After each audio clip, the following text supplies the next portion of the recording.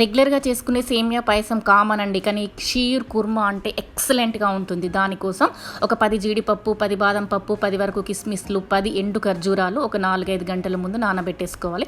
తర్వాత వాటిని సన్నగా తురిమి పెట్టేసుకోవాలి. పుచ్చగింజలు ప్లస్ కిస్మిస్ మాత్రం పక్కన పెట్టేసుకోండి. ఇప్పుడు స్టవ్ ఆన్ చేసి కడాయి పెట్టుకొని ఒక 2 టేబుల్ స్పూన్ల వరకు నెయ్యిని వేసి సన్నగా తురుముకున్న ఈ డ్రై ఫ్రూట్స్, నానబెట్టి తురుముకున్న డ్రై ఫ్రూట్స్ని వేసేయండి. అవి కాస్త వేగిన తర్వాత పుచ్చగింజలు అలాగే కిస్మిస్ వేసి రోస్టెడ్గా అయ్యేలా వేయించుకోండి. తర్వాత అదే కడాయిలో కాస్త నెయ్యి ఉంటుంది కదా, ఈ సన్న సేవియా మార్కెట్లో దొరుకుతుందండి. ఇది ఆల్రెడీ రోస్టెడ్దే, కానీ నేను ఇంకాస్త రోస్ట్గా వేయించేస్తాను, సూపర్గా ఉంటుంది. అది అలా వేగుతూనే ఉంటుంది. ఒక 5-6 యాలకులను కూడా దంచి ఫ్రెష్గా పక్కన పెట్టేసుకోండి.